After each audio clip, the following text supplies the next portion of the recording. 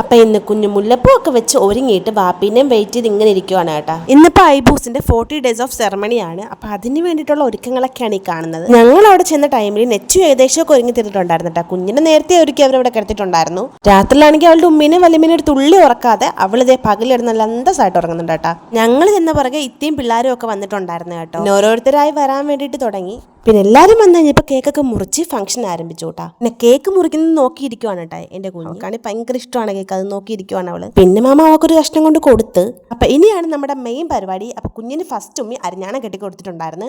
പിന്നെ കാത്തള ഇട്ട് കേട്ടോ. പിന്നെ അവളുടെ ഉമ്മി വന്നിട്ട് മാലയും കൂടി ഇട്ട് കൊടുത്തിട്ടുണ്ടായിരുന്നു. പിന്നീട് എല്ലാവരും ഇടാൻ തുടങ്ങി കേട്ടോ. അപ്പൊ ആദ്യം ഗോൾഡൊക്കെ ഇടുന്ന ടൈമിൽ ഭയങ്കര കരച്ചിലായിരുന്നു കേട്ടോ. അവൾ ഉറക്കത്തിൽ നിന്നിട്ട് ഭയങ്കര കരച്ചിലായിരുന്നു.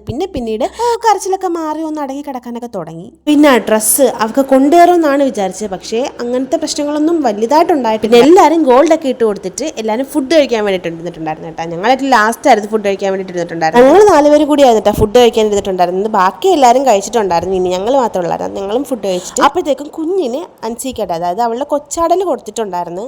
പിന്നെ കുഞ്ഞിന് ഡ്രസ്സൊക്കെ മാറ്റി ഉമ്മയും കൊണ്ടുവന്നിട്ടാ. അപ്പോഴത്തേക്കും ഞങ്ങൾ ഇറങ്ങാമെന്ന് വിചാരിച്ചു. കുഞ്ഞിന് ഉമ്മയും കൊടുത്തിട്ട് ഞങ്ങൾ അങ്ങ് ഇറങ്ങി. അപ്പം അത്രയൊക്കെ ഉള്ളേ. Bye bye.